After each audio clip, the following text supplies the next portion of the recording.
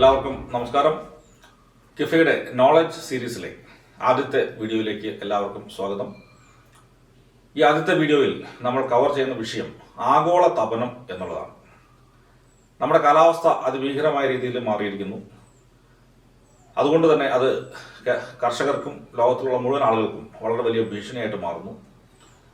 ഇതിനൊക്കെ കാരണം കേരളത്തിലെ കർഷകരും അല്ലെങ്കിൽ മറ്റു കർഷകരും കപ്പയിടുന്നതുകൊണ്ടും റബ്ബർ കൃഷി ചെയ്യുന്നതുകൊണ്ടും തെങ്ങ് നടുന്നതുകൊണ്ടും മറ്റു കൃഷി ചെയ്യുന്നതുകൊണ്ടുമാണ് എന്നുള്ള വളരെ വലിയ തെറ്റായിട്ടുള്ള ഒരു പൊതുബോധം കേരളത്തിൽ നിലനിൽക്കുന്നുണ്ട്.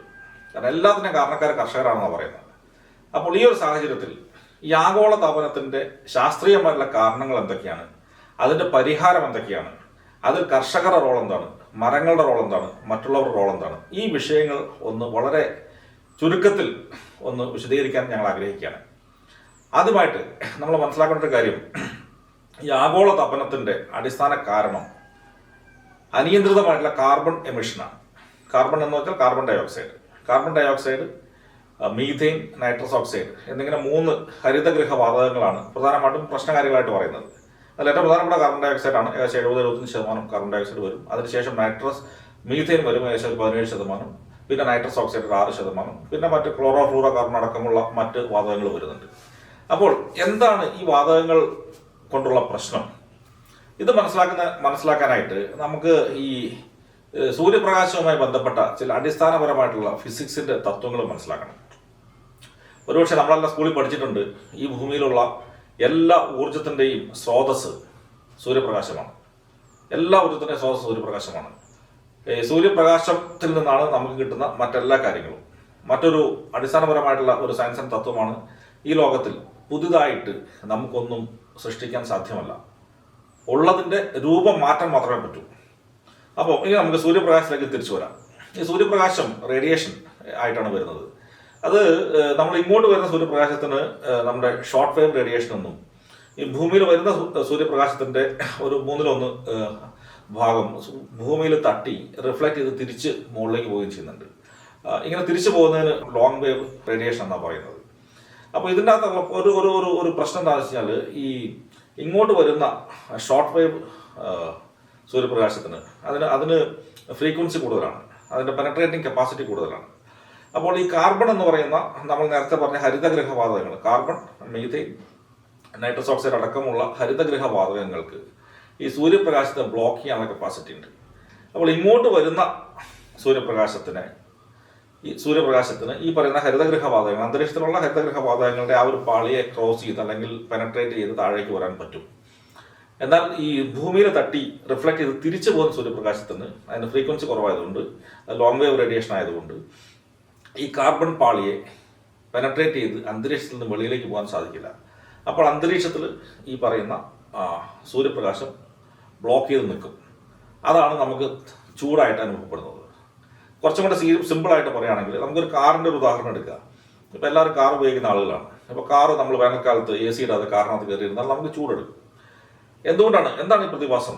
ഇതിൻ്റെ അടിസ്ഥാനപരമായ പ്രിൻസിപ്പിൾ ഞാൻ നേരത്തെ പറഞ്ഞ പോലെ, ഈ ഇങ്ങോട്ട് വരുന്ന സൂര്യപ്രകാശത്തിന് അതിൻ്റെ ഫ്രീക്വൻസി കൂടുതലായതുകൊണ്ടും പെനട്രേറ്റിംഗ് കപ്പാസിറ്റി ഉള്ളതുകൊണ്ടും ഈ കാറിൻ്റെ ചില്ല് തുളച്ച് സൂര്യപ്രകാശത്തിന് അകത്ത് കയറാൻ പറ്റും, കാറിനകത്ത് കയറാൻ പറ്റും.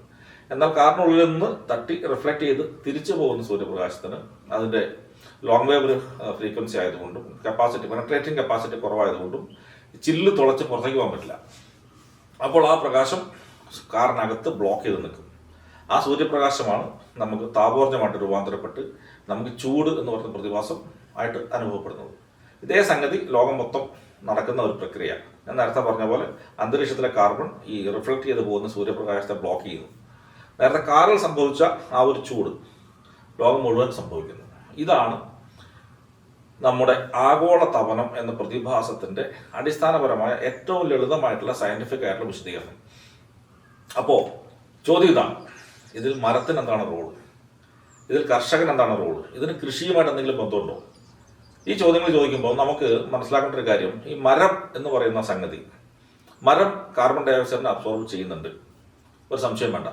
1 കിലോ മരം തടി, അത് ഏത് മരമായിക്കോട്ടെ, അതെടുത്താൽ അതിൽ 50% 500 ഗ്രാം കാർബൺ ഡയോക്സൈഡാണ്, 42% അല്ലെങ്കിൽ 420 ഗ്രാം ഓക്സിജനാണ്, ഒരു 6% ഹൈഡ്രജൻ വരും. ഹൈഡ്രജൻ വെള്ളം, മറ്റെല്ലാം കൂടെ ചേർന്ന് ബാക്കി 2-3% വരും. ഓക്കെ, ഇതാണ് മരത്തിന്റെ കെമിക്കൽ കോമ്പസിഷൻ. അപ്പോൾ അന്തരീക്ഷത്തിൽ നിന്ന് കാർബൺ ഡൈ ഓക്സൈഡിനെ വലിച്ചെടുത്ത് മരത്തിന്റെ തടിയിലും ഇലയിലും വേരിലും ഒക്കെ സ്റ്റോർ ചെയ്ത് വെക്കുന്നു. ഇങ്ങനെ അന്തരീക്ഷത്തിൽ അധികമുള്ള കാർബൺ ഡൈ ഓക്സൈഡിനെ അബ്സോർബ് ചെയ്യാൻ മരങ്ങൾ സഹായിക്കുന്നു. അതിന് കാർബൺ സെക്വസ്ട്രേഷൻ എന്ന് പറയും. അങ്ങനെ മരങ്ങൾ കാർബൺ സ്റ്റോർ ചെയ്ത് വെക്കുന്നത് കൊണ്ട് തന്നെ മരങ്ങൾ വെട്ടാൻ പാടില്ല, മരങ്ങൾ കൂടുതൽ വളർത്തണം. അതുകൊണ്ട് തന്നെ കൂടുതൽ മരങ്ങൾ വളർത്തിയാൽ അത് ആഗോള താപനത്തെ ചെറുക്കാൻ സഹായിക്കും എന്നുള്ളതാണ് അതിൻ്റെ ഒരു പ്രിൻസിപ്പിൾ. പക്ഷെ ചോദ്യം ഇതാണ്, നിലവിൽ നമ്മൾ ഉത്സർജിച്ചുകൊണ്ടിരിക്കുന്ന കാർബണിന്റെ ലെവൽ എന്ന് പറയുന്നത് ശരാശരി ഒരു വർഷം 50 ജിഗാട്ടൺ കാർബണാണ്. അന്തരീക്ഷത്തിൽ നിലവിലുണ്ട് എന്ന് കരുതപ്പെടുന്നത് 2000 മുതൽ 3200 ജിഗാട്ടൺ കാർബണാണ്. ഓൾറെഡി ഉണ്ട്. ഈ 2000 മുതൽ 3200 ജിഗാട്ടൺ കാർബൺ അന്തരീക്ഷത്തിലുള്ളതിന്റെ ഒരു പകുതിയിൽ കൂടുതൽ വന്നിരിക്കുന്നത് നമ്മുടെ ഇൻഡസ്ട്രിയൽ റവല്യൂഷൻ, വ്യാവസായിക വിപ്ലവത്തിന് ശേഷമാണ്. കാരണം വ്യാവസായിക വിപ്ലവത്തിന് ശേഷമാണ് നമ്മൾ കൽക്കരി കൂടുതൽ ഉപയോഗിച്ച് തുടങ്ങിയത്. കൽക്കരി എഞ്ചിനാണല്ലോ ആദ്യം വന്ന എഞ്ചിൻ. അതിനുശേഷം ഡീസൽ എഞ്ചിൻ വന്നു, പെട്രോൾ, ഇങ്ങനെയുള്ള ഒരുപാട് കാര്യങ്ങൾ വന്നു. അപ്പോൾ അടിസ്ഥാനപരമായിട്ട് നമ്മൾ മനസ്സിലാക്കേണ്ട ഒരു കാര്യം, ഈ കാർബൺ എന്ന് പറഞ്ഞാൽ അടിസ്ഥാനപരമായിട്ട് കാർബൺ ഡൈ ഓക്സൈഡ്, കാർബൺ എന്ന് പറയുമ്പോൾ ഞാൻ ഉദ്ദേശിക്കുന്നത് ഹരിതഗൃഹ വാതകങ്ങളെ പൊതുവെ കാർബൺ എന്ന് പറയുന്നു. ഇത് രണ്ട് തരം കാർബൺ ഉണ്ട്. ഒന്ന് സ്റ്റാറ്റിക് കാർബൺ എന്ന് പറയും, മറ്റൊന്ന് ഡൈനാമിക് കാർബൺ എന്ന് പറയും. ഈ സ്റ്റാറ്റിക് കാർബൺ എന്ന് പറയുന്നത് ദശലക്ഷക്കണക്കിന് വർഷങ്ങൾക്ക് മുമ്പ് ഭൂമിക്ക് അടിയിലേക്ക് പോയ നമ്മുടെ ഓർഗാനിക് മാറ്റർ ഓക്സിജന്റെ അഭാവത്തിൽ ജീർണിച്ച് അത് കാർബണിന്റെ സ്റ്റോറേജ് ആയിട്ട് മാറി. നമ്മുടെ കൽക്കരി, ക്രൂഡ് ഓയിൽ, പെട്രോളിയം, ഇങ്ങനെയുള്ള ഗ്യാസ്, ഇതെല്ലാം സ്റ്റാറ്റിക് കാർബണാണ്. അതായത് ഭൂമിക്ക് അടിയിലുള്ള കാർബൺ, ഓക്സിജന്റെ സാന്നിധ്യമില്ലാതെ വളരെ സേഫായിട്ട് ഭൂമിക്കടിയിൽ കാർബണായിട്ട് മാത്രം കിടക്കുന്ന സംഗതികളാണ്. അത് വളരെ വലിയ രീതിയിലുള്ള സ്റ്റോറേജ് ഉണ്ട്. ഇനി ഡൈനാമിക് കാർബൺ എന്ന് പറഞ്ഞാൽ നിലവിൽ അന്തരീക്ഷത്തിലുള്ള കാർബൺ ഓൾറെഡി പുറത്തു വന്നു കഴിഞ്ഞു. അതിന്റെ അളവ് എന്ന് പറയുന്നത് കാർബൺ ഡൈ ഓക്സൈഡിന്റെ അളവ്, അന്തരീക്ഷത്തിന്റെ അളവ് 0.04% ആണ്. 440 പാർട്സ് പെർ മില്യൺ എന്ന് പറയും. അന്തരീക്ഷത്തിൽ ഏറ്റവും കൂടുതലുള്ള നൈട്രജനാണ്, 78% വരും. ബാക്കിയുള്ളത് ഓക്സിജനാണ്, 20% ഓക്സിജൻ വരും. ബാക്കിയുള്ള ആർഗൺ 0.9%, കാർബൺ ഡൈ ഓക്സൈഡ് 0.04%. ഇങ്ങനെയൊക്കെയാണ് നമ്മുടെ അന്തരീക്ഷത്തിലെ മറ്റു വാതകങ്ങളുടെ കണക്ക്. അപ്പോൾ ഈ കാർബൺ ഡൈ ഓക്സൈഡ് 0.04% ആണ്. അത് ഡൈനാമിക് കാർബൺ ആണ്, ഓൾറെഡി അന്തരീക്ഷത്തിലുണ്ട്. നമ്മൾ പുതുതായിട്ട് ഡീസൽ കത്തിക്കുമ്പോൾ, കൽക്കരി കത്തിക്കുമ്പോൾ, അല്ല പെട്രോൾ കത്തിക്കുമ്പോൾ ഒക്കെ ഭൂമിക്ക് അടിയിലുള്ള ഈ സ്റ്റാറ്റിക് കാർബൺ പുറത്തു കൊണ്ടുവന്നിട്ട് നമ്മുടെ അന്തരീക്ഷത്തിൽ നിലവിലുള്ള ഡൈനാമിക് കാർബണിന്റെ കൂടെ ഇത് കൂട്ടിച്ചേർക്കപ്പെടുന്നു. അങ്ങനെ കൂട്ടിച്ചേർക്കപ്പെടുന്ന കാർബണാണ് ഈ പ്രശ്നം നമ്മുടെ അന്തരീക്ഷത്തിലെ ലെവല്, അതായത് നേരത്തെ പറഞ്ഞ പോലെ നമ്മുടെ പ്രീ ഇൻഡസ്ട്രിയലൈസേഷൻ പീരിയഡിന് മുമ്പുള്ള ലെവലിനെ വെച്ച് നോക്കുമ്പോൾ വളരെ വലിയ അളവിൽ നമ്മുടെ ഡൈനാമിക് കാർബൺ കൂടുന്നു. അങ്ങനെ കൂടുമ്പോൾ ഞാൻ നേരത്തെ പറഞ്ഞ പോലെ സൂര്യപ്രകാശത്തെ ബ്ലോക്ക് ചെയ്യുന്ന പ്രതിഭാസം കൂടുകയും ആഗോള താപനം ഉണ്ടാവുകയും ചെയ്യും. ഇതാണ് ഇതിന് അടിസ്ഥാനപരമായിട്ടുള്ള ഒരു പ്രശ്നം. അപ്പോൾ ഇതിൽ മരത്തിന്റെ റോളിനെ പറ്റി നമ്മൾ സംസാരിച്ചു വന്നത്. അപ്പോൾ ഈ മരങ്ങൾക്ക് എത്ര കാർബൺ അബ്സോർബ് ചെയ്യാൻ പറ്റും എന്നുള്ളതാണ് ചോദ്യം. നിലവിൽ ഞാൻ നേരത്തെ പറഞ്ഞു 50 ജിഗാട്ടൺ കാർബണാണ് ഒരു വർഷത്തെ ശരാശരി കാർബൺ ഉത്സർജനം ലോകം മൊത്തം. ഇതിലിപ്പോൾ ഏറ്റവും കൂടുതലായിട്ട് വരുന്നത് ചൈനയിലാണ്, 30% ചൈനയാണ്. പിന്നെ യൂറോപ്യൻ യൂണിയൻ വരും, അമേരിക്ക വരും. അതിനുശേഷം 4ാം സ്ഥാനത്ത് ഇന്ത്യ ഉള്ളു. അപ്പം എന്ന് മാത്രമല്ല, ഇപ്പോൾ നിലവിലുള്ള ഈ 2000 മുതൽ 3200 ജിഗാട്ടൺ കാർബണിന്റെ സിംഹഭാഗവും ഡെവലപ്ഡ് നേഷൻസ് കഴിഞ്ഞ 200 വർഷത്തെ കാലയളവിൽ ഉത്സർജിച്ച കാർബണാണ്. അതായത് വികസനം എന്ന് പറഞ്ഞാൽ അടിസ്ഥാനപരമായിട്ട് കാർബൺ ഉത്സർജനം എന്ന അർത്ഥം. കാരണം നല്ല റോഡ് പണിയോ, നല്ല വീട്, നല്ല വസ്ത്രം, നല്ല ഭക്ഷണം, മനുഷ്യൻ ജീവിക്കാൻ ഇതെല്ലാം അത്യന്താപേക്ഷിതമാണ്. ഇതെല്ലാം കാർബൺ ഉത്സർജനത്തിലൂടെ മാത്രമേ സാധ്യമാവൂ. ഓക്കെ, അപ്പോൾ ആ ഒരു പ്രിൻസിപ്പിൾ ഒന്ന് മനസ്സിൽ വെക്കുക. അപ്പോൾ ഈ മരങ്ങളെ പറ്റി വീണ്ടും പറയുമ്പോൾ നിലവിൽ ഈ 50 ജിഗാട്ടൺ കാർബൺ നമ്മൾ ഒരു വർഷം ഉത്സർജിക്കുന്നുണ്ട്. ഈ 50 ജിഗാട്ടൺ കാർബണിന്റെ 1/3 പോലും അബ്സോർബ് ചെയ്യാനുള്ള കപ്പാസിറ്റി ലോകത്തുള്ള മരങ്ങൾക്കില്ല. എന്ന് മാത്രമല്ല, നിലവിൽ ലോകത്തിൽ മൊത്തം 37% ഫോറസ്റ്റ് കവർ ഉണ്ട്. 37%. ഈ 37% മാറി ലോകത്തുള്ള കര മുഴുവൻ, അതായത് ഭൂമിയുടെ 1/3 കരയെന്നാണല്ലോ കണക്ക്. ഈ ഭൂമിയിലുള്ള മുഴുവൻ കരഭൂമിയും വനം നട്ടുപിടിപ്പിച്ച് ഫോറസ്റ്റ് ആക്കി മാറ്റിയാൽ പോലും നിലവിൽ പുറത്തുവിടുന്ന കാർബൺ ഉത്സർജനത്തിന്റെ പകുതി പോലും അബ്സോർബ് ചെയ്യാൻ സാധ്യമല്ല. അപ്പോൾ പിന്നെ എന്താണ് ഇതിന്റെ സൊല്യൂഷൻ? ഇതിനൊറ്റ സൊല്യൂഷനേ ഉള്ളൂ. അത് അടിസ്ഥാനപരമായിട്ട് കാർബൺ ഉത്സർജനം കുറയ്ക്കുക എന്നുള്ളതാണ്. അപ്പോൾ ഞാൻ നേരത്തെ പറഞ്ഞ കണക്കുണ്ടല്ലോ, നമുക്ക് ഇപ്പോൾ ഹയസ്റ്റ് ഏറ്റവും കൂടുതൽ കാർബൺ ഉത്സർജനം ചൈനയാണ്, 30% വരുന്നുണ്ട്. അത് ടോട്ടൽ ചൈന എന്ന് പറയുന്നത് വളരെ ലോകത്തിന്റെ മൊത്തം ഫാക്ടറികളും കാര്യങ്ങളൊക്കെ ചൈനയിലാണ്. അതുകൊണ്ട് തന്നെ അത് ടോട്ടൽ കണക്കെടുക്കുമ്പോൾ ചൈന ഒന്നാം സ്ഥാനത്ത് വരുന്നു. പക്ഷെ പെർ ക്യാപിറ്റ കാർബൺ എമിഷൻ എന്ന് പറയുന്ന സംഗതിയുണ്ട്. അതായത് ഒരു രാജ്യം പുറത്തുവിടുന്ന മൊത്തം കാർബണിനെ ആ രാജ്യത്തിന്റെ ജനസംഖ്യ കൊണ്ട് ഹരിച്ചാൽ കിട്ടുന്ന ഒരു സംഖ്യയാണ് പെർ ക്യാപിറ്റ കാർബൺ എമിഷൻ.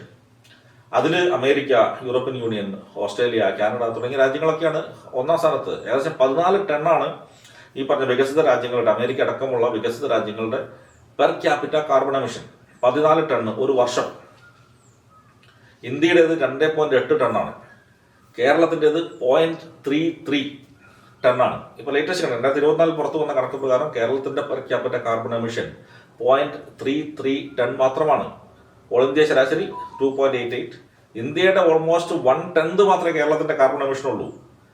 അപ്പോൾ ആ കേരളത്തിൽ ഇരുന്നിട്ടാണ് ഇവിടുത്തെ പരിസ്ഥിതിവാദികൾ പറയുന്നത് ഇവിടുത്തെ ആഗോള തപനത്തിന്റെ കാരണക്കാർ മുഴുവൻ കേരളത്തിലെ കർഷകർ കപ്പ നടന്നുകൊണ്ടും മറ്റു കൃഷി ചെയ്യുന്നതുകൊണ്ടുമാണ് എന്നുള്ള അസംബന്ധം പറഞ്ഞു വരുത്തുന്നു. ഇനി കേരളത്തെ പറ്റി നമ്മൾ പറയുമ്പോൾ വേറെ ചില അടിസ്ഥാനപരമായിട്ടുള്ള ചില നമ്പേഴ്സും കൂടെ നമ്മൾ നോക്കണം. കേരളത്തിൽ 1/3 ഫോറസ്റ്റ് ആണ്. 29.65% റിസർവ് ഫോറസ്റ്റ് ആയിട്ട് വനം വകുപ്പിന്റെ കൺട്രോളിൽ നമ്മൾ നിലനിർത്തിയിരിക്കുകയാണ് കഴിഞ്ഞ 10-60 വർഷമായിട്ട്. അതിന് പുറമെ ഫോറസ്റ്റ് കവർ എന്ന് പറയുന്ന ഒരു കോൺസെപ്റ്റ് ഉണ്ട്. അത് 54%. മൊത്തം ട്രീ കവർ അത് 60%. ഈ കേരളം അതിഭീകരമായിട്ട് പാരിസ്ഥിതിയെ നശിപ്പിക്കുന്നു.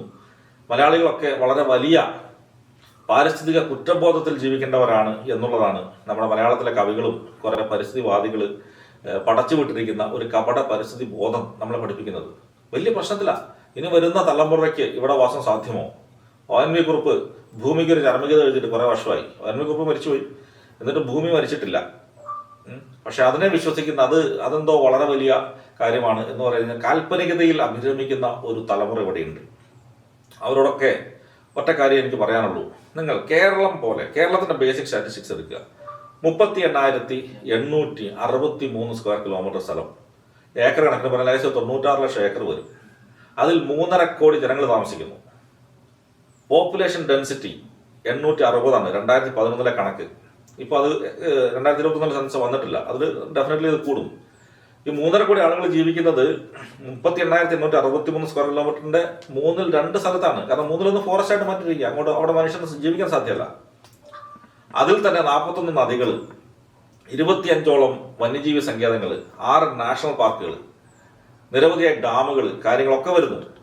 Forest, actual forest, reserve forest 30%, forest cover 54%, tree cover 60%.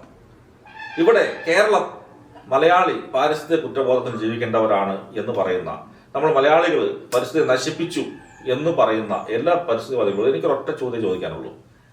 38,863 square kilometre വിസ്തൃതിയും അതിൽ 1/3 ഫോറസ്റ്റും 54% വൃക്ഷാവരണവും 60% ട്രീ കവറുമുള്ള, അതിൽ 3.5 കോടി ആളുകൾ ജീവിക്കുന്ന, 860 പോപ്പുലേഷൻ ഡെൻസിറ്റിയുള്ള മറ്റേതെങ്കിലും ഒരു പ്രദേശം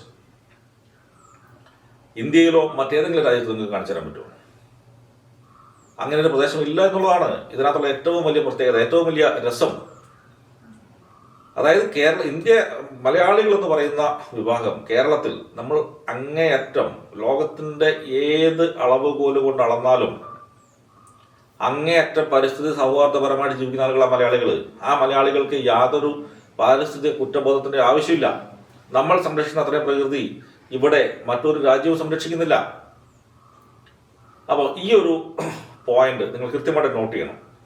നമ്മുടെ പരിസ്ഥിതിവാദികളും കവികളും പറയുന്ന പോലെ അന്ധമായ പാരിസ്ഥിതിക കുറ്റബോധത്തിൽ ജീവിക്കേണ്ടവരല്ല മലയാളികൾ.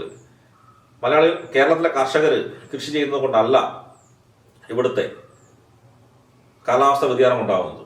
അതിന്റെ കുറ്റക്കാര് നമ്മൾ ഉത്സർജനം ചെയ്യുന്ന കാർബണിന്റെ നിരവധി ഇരട്ടി കാർബൺ പുറത്തുവിടുന്ന വികസിത രാജ്യങ്ങളാണ്. ഉദാഹരണത്തിന് ഇന്ത്യയിൽ നമ്മൾ 1000 ആളുകൾക്ക് ഏകദേശം 200 കാറുകൾ എന്നാണ് കണക്ക്. അമേരിക്കയിൽ അത് 800 കാറുകളാണ്. അതുപോലെ റെഫ്രിജറേഷൻ, അവരുടെ വീട്, ഹൗസിംഗ്, ഇതെല്ലാം കാർബൺ ഉത്സർജനത്തിന് കാരണമാകും. അപ്പോൾ സായിപ്പ് പറയുന്നൊരു കാര്യം, ഞങ്ങൾ ഓൾറെഡി വികസിച്ചു പോയി, ഞങ്ങൾക്ക് കാറുകൾ കുറയ്ക്കാൻ പറ്റത്തില്ല, എല്ലാ റൂമിലും AC ഇല്ലെന്ന് വെക്കാൻ പറ്റത്തില്ല, അതുപോലെയുള്ള ഞങ്ങൾക്ക് എക്സ്പ്രസ് ഹൈവേകൾ, സൂപ്പർ ഹൈവേകൾ, നല്ല വസ്ത്രം, നല്ല ഭക്ഷണം, ഇതൊക്കെ ഞങ്ങൾക്ക് വേണം. ഇതെല്ലാം അതിഭീകരമായിട്ട് കാർബൺ ഉൽപ്പാദിപ്പിക്കും. ഇത് ഞങ്ങൾക്കിത് കുറയ്ക്കാൻ പറ്റത്തില്ല. പക്ഷെ ഇന്ത്യ പോലുള്ള ദരിദ്ര രാജ്യങ്ങൾക്ക്, അവിടുത്തെ ജനങ്ങൾ, അർദ്ധ പട്ടണക്കാരും മൊഴി പട്ടണക്കാരുമായ ജനങ്ങൾക്ക് ഇതൊന്നുമില്ല. ആ ജനങ്ങൾ നല്ല രീതിയിൽ ഭക്ഷണം കഴിക്കാൻ തുടങ്ങിയാൽ, 4 നേരം ഭക്ഷണം കഴിക്കാൻ തുടങ്ങിയാൽ, നല്ല വീട്ടിൽ താമസിക്കാൻ തുടങ്ങിയാൽ, നല്ല കാറുകൾ ഉപയോഗിക്കാൻ തുടങ്ങിയാൽ, നല്ല റോഡുകൾ ഉപയോഗിക്കാൻ തുടങ്ങിയാൽ ആഗോള വീണ്ടും കാർബൺ പുറത്തു വിടും. കാരണം വികസനം എന്ന് പറഞ്ഞാൽ ഞാൻ നേരത്തെ പറഞ്ഞ പോലെ കാർബൺ ഉത്സർജനം എന്ന് തന്നെ അർത്ഥം. അപ്പൊ നിങ്ങളത് കുറയ്ക്കണം. ഇന്ത്യക്കാരന് ഇത്രയൊക്കെ മതി, ഞങ്ങൾ വളരെ വികസിച്ചു പോയി, ഞങ്ങൾക്ക് അതൊന്നും കുറയ്ക്കാൻ പറ്റത്തില്ല. പക്ഷെ ഇന്ത്യക്കാർക്ക് ഇതൊന്നും വലിയ ശീലമില്ലാത്ത കാര്യമായതുകൊണ്ട് നിങ്ങൾ ഇതുപോലെ പട്ടിണിയിൽ തുടരുക. അതിനൊരു പരിഹാരമായിട്ട് നിങ്ങൾക്ക് ഞങ്ങൾ കുറച്ച് പൈസ തരാം. അതാണ് കാർബൺ ഫണ്ട്. നിങ്ങൾ വനം വളർത്തുക. ഞങ്ങൾ ഉൽപ്പാദിപ്പിക്കുന്ന കാർബൺ നിങ്ങളുടെ വനത്തിൽ നിങ്ങൾ സ്റ്റോർ ചെയ്ത് വെക്കുക. അങ്ങനെ ഞങ്ങൾ അതിനൊരു പരിഹാരം കാണാൻ ശ്രമിക്കുകയാണ്. അതിന് നിങ്ങൾ ഞങ്ങളെ സഹായിക്കണം എന്നുള്ളതാണ് സായിപ്പ് പറയുന്ന ഒരു നരേറ്റീവ്. അത് കണ്ണുമടച്ച് വിഴുങ്ങി സായിപ്പ് തരുന്ന അപ്പകഷ്ണങ്ങളും വാങ്ങി, ഡോളർ വാങ്ങി സ്വന്തം ജനതയെ ഒറ്റുന്ന ഭരണാധികാരികളാണ് ദൗർഭാഗ്യവശാൽ കേരളത്തിലും ഇന്ത്യയിലും ഉള്ളത് എന്നുള്ളതാണ് ഇതിൻ്റെ ഒരു നഗ്ന സത്യം. ഇതിൻ്റെ കൂടുതൽ വിവരങ്ങളുമായിട്ട് നമ്മൾ അടുത്ത എപ്പിസോഡുകളിൽ നിങ്ങളെ സമീപിക്കുന്നതാണ്. നിങ്ങൾ ഈ എപ്പിസോഡുകൾ കാണുക, നിങ്ങളുടെ അഭിപ്രായങ്ങൾ ഷെയർ ചെയ്യുക, അറിവുള്ളവരാകുക. ഇഫ മുന്നോട്ട് വെക്കുന്ന ഏറ്റവും പ്രധാനപ്പെട്ട ഒരു പോയിന്റ് അറിവ് നേടുക എന്നുള്ളതാണ്. ഇരുട്ടിലൂടെ എവിടേക്കുമല്ല, കർഷകനാണെന്ന അഭിമാനത്തോടു കൂടി തല ഉയർത്തിപ്പിടിച്ച് നേരിന്റെ പാതയിൽ മുന്നോട്ട് നയിക്കാൻ കർഷകരെ പ്രാപ്തരാക്കുക എന്നുള്ളതാണ് ഇഫയുടെ മുദ്രാവാക്യം. അറിവ് നേടണം. ഇന്നത്തെ കാലത്ത് അറിവ് എന്ന് പറയുന്നത് ആരുടെയും കുത്തകയല്ല. ഞാനിപ്പോൾ ഈ വീഡിയോയിൽ പറഞ്ഞ എല്ലാ കാര്യങ്ങളും നിങ്ങൾക്ക് ഗൂഗിളിലോ ചാറ്റ് ജിപിറ്റിയിലോ ഒക്കെ ചെക്ക് ചെയ്യാവുന്നതാണ്. ബേസിക് ആയിട്ടുള്ള ശാസ്ത്രീയമായിട്ടുള്ള അറിവ് നേടി ഇപ്പോൾ ഇവിടുത്തെ കപട പരിസ്ഥിതിവാദികളും കവികളും അടക്കമുള്ള ആളുകൾ നമ്മളെ പറഞ്ഞു പഠിച്ചുകൊണ്ടിരിക്കുന്ന കപടതകൾ ഒളിച്ചെടുക്കണം. അതിന് അറിവ് നേടിയേ പറ്റൂ. അതുകൊണ്ടാണ് ഇഫ നോളജ് സീരീസ് എന്ന പേരിൽ ഈ ഒരു യൂട്യൂബ് സീരീസ് നമ്മൾ തുടങ്ങുന്നത്. നിങ്ങളെല്ലാവരും ഇത് കാണുകയും ഷെയർ ചെയ്യുകയും ചെയ്യണമെന്ന് അഭ്യർത്ഥിച്ചുകൊണ്ട് 1ാമത്തെ എപ്പിസോഡ് ഇവിടെ നിർത്തുന്നു. നന്ദി, നമസ്കാരം.